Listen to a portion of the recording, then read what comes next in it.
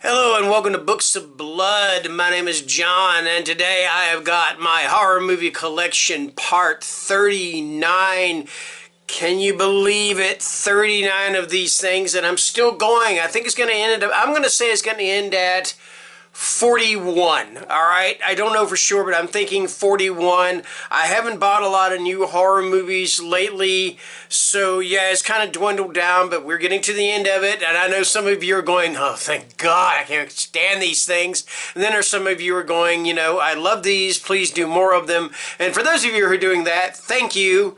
And for those of you who are saying the other thing, whatever. Alright, you know.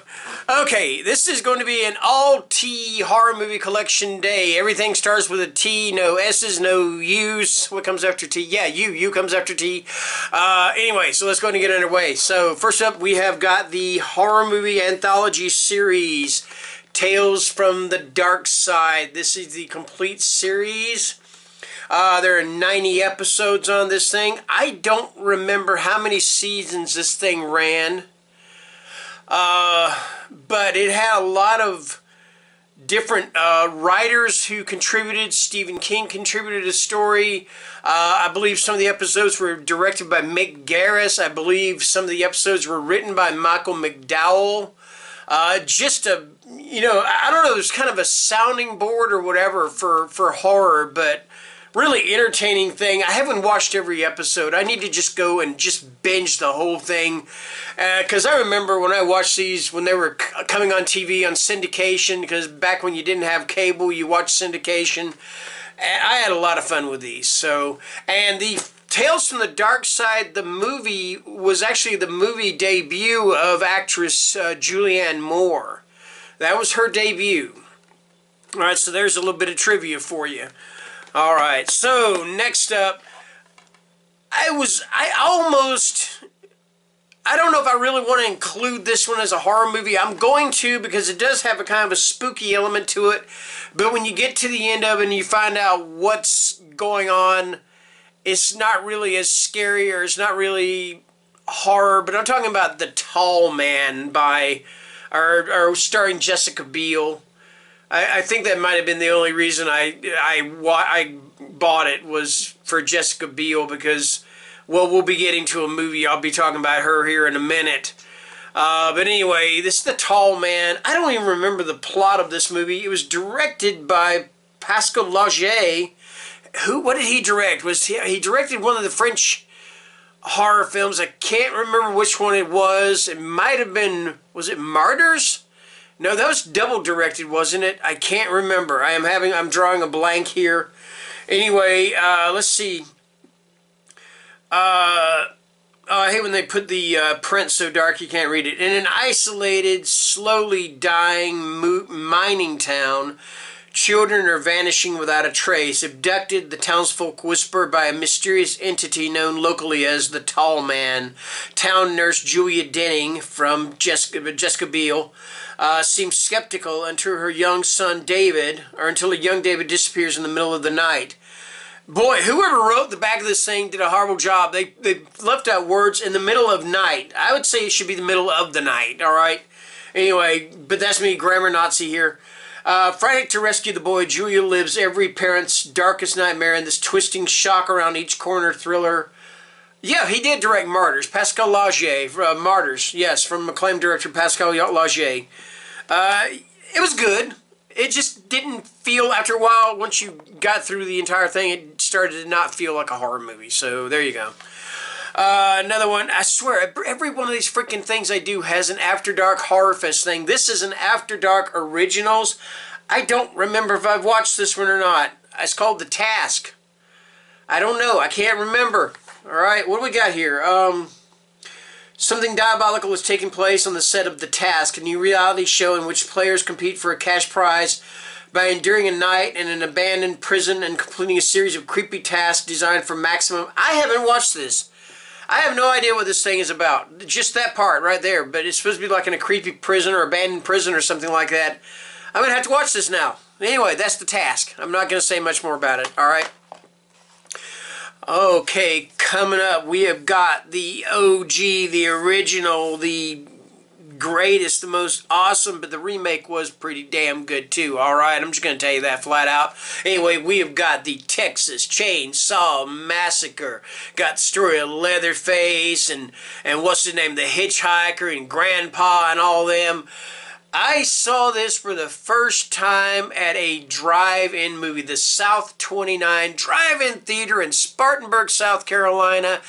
I thought it was awesome. And I'm telling you right now, you've got to see the Texas Chainsaw Massacre at a drive-in, all right?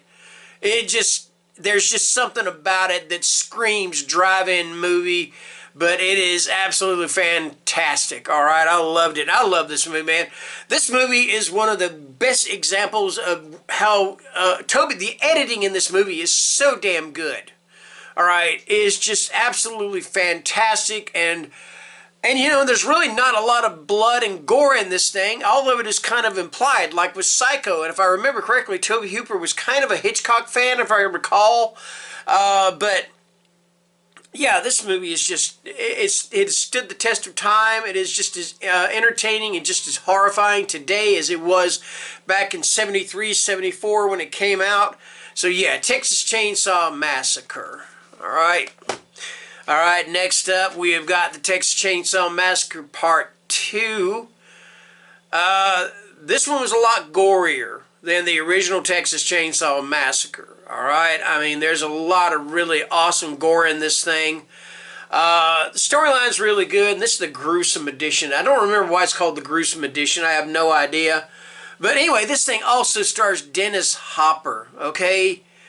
Dennis Hopper from Apocalypse Now, from True Romance, that fantastic scene in True Romance between him and Christopher Walken.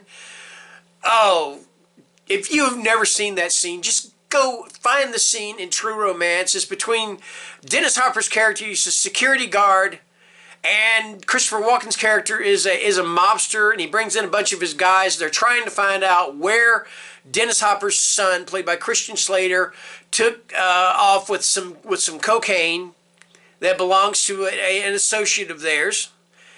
And it is absolutely brilliant. Okay, just watch True Romance. All right. Anyway, we're on the subject of Texas Chainsaw Massacre 2.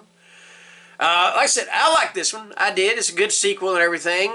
Is it as good as Texas Chainsaw 1? No, of course not, you know. But, yeah. I mean, it's still a damn good movie. And got a pretty decent little cast in it. Dennis Hopper, Carolyn McWilliams, who's Bill Moseley from The Devil's Rejects and 3 from Hell. I believe he was in House of a Thousand Corpses too. Was he in House of a Thousand Corpses? God, I can't remember. Anyway, alright. And we have the remake, directed by Marcus Nispel. This is the Texas Chainsaw Massacre, starring Jessica Biel, Mike Vogel, who was in this thing, Andrew Brynjarski or whatever is played Leatherface. I thought this was one hell of a freaking remake. I thought they did a fantastic job with this. I think it is. I think it's almost as good. It's just like that far from being as good as the original Texas Chainsaw Massacre.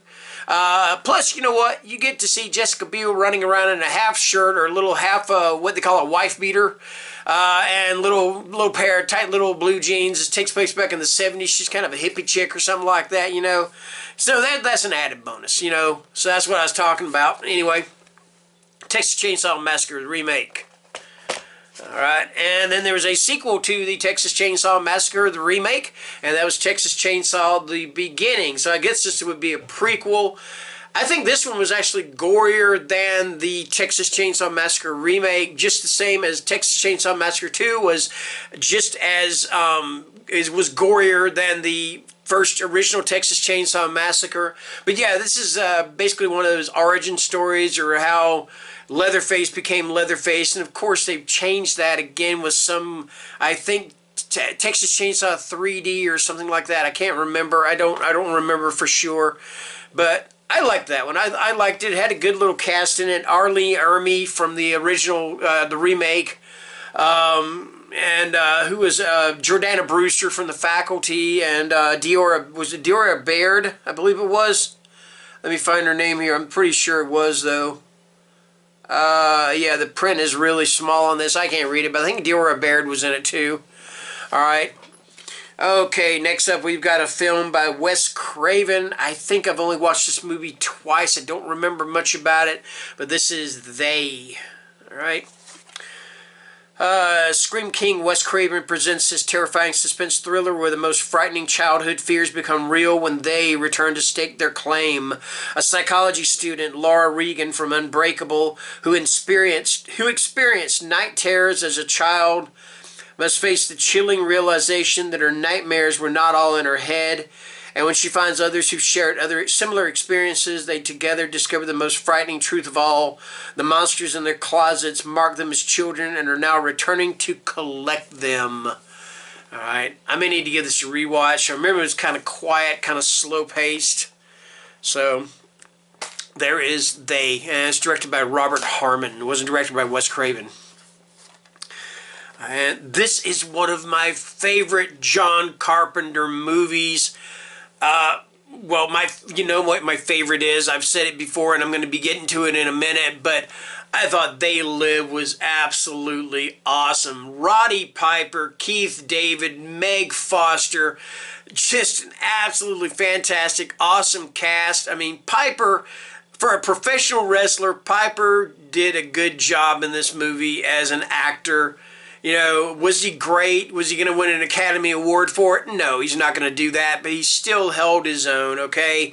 Anyway, if you don't know what this movie's about, it is about this guy played by Roddy Piper. He's a drifter. He's trying to find work, and he finds this box of sunglasses, and he takes one of them, or he takes a pair of them. He puts them on, and he starts seeing all these subliminal messages in everything, okay? Like you pick up a magazine that looks like a regular magazine, you put the glasses on, and it might say something like obey or sleep or something like that. And he also sees people that look normal to us, but they're actually aliens. You know, and there's one funny scene where this alien woman, she's this rich alien woman, you know, because all the aliens are rich and all the poor people are human, okay? And she's putting perfume on. He goes, that's like putting perfume on a pig. You know, and she's like, I've got one they can see and stuff like that. Freaking awesome movie. Check it out. Just for the fight scene alone between Keith David and Roddy Piper, this thing goes on, and it's freaking hilarious. One of the best fight scenes I've ever seen. Alright? Now we're getting down to the last two movies. I usually do 10 movies. I'm doing 11, so I don't have to just do the other one, because one is a prequel and one is the original. The original is my tied with The Witch for my favorite horror movie of all time, and that is The Thing, directed again by John Carpenter, starring Kurt Russell, Wilford Brimley, David Clennon, oh, who else? I can't remember. Keith David, Thomas Waits, not Tom Waits, not the singer. And if you don't know what this movie's about, it's about an alien research station in Antarctica that is besieged by an alien life form that can take on the form of anything it wants to, alright? It can duplicate you, it can duplicate an animal, you know, I mean, it can't duplicate inanimate things, but it can duplicate any living, breathing organism. So everybody has to figure out who is who, or if who is real and who is the thing. If you have not watched this movie, The Thing, I beseech you, just watch this movie. It's so good, right? All right, now, last but not least, we have got the prequel. This came out in 2011, starred Mary Elizabeth Winstead, and I liked this, but the one thing I did not like about this was the fact that they replaced the practical effects with CGI, because the producers thought that would be the better thing to do, or the movie makers or whoever was paying for this thing thought that would be the better thing to do. You were wrong. Okay? Anyway, this is the prequel to John Carpenter's The Thing. And like I said, I thought there was a pretty good little movie. Was it as good again as the original The Thing? No, but it still was a nice little prequel film. If only they had used the practical effects that they were going to use. All right, and I believe there's a cut somewhere where you can actually see the practical effects and you can compare them, and it is just for everything I've heard about it, it is so much better. I haven't seen it. I want to see it, but I haven't seen it. Anyway, that is it. That is my horror movie collection part 39. And I think I waited a little bit longer than a month to do this one, so the next one probably be, I don't know, I'll wait another month or whatever. I don't want to do it. I don't want to overdo it or whatever. And I've been doing these like once a month. But anyway, that is it. This is going to post on Friday what is the day? Friday, it'd be Friday the 20, today's Friday. Yeah, today's Friday. I forgot about that. It'll post tomorrow. Or no, you know what? I'll post it.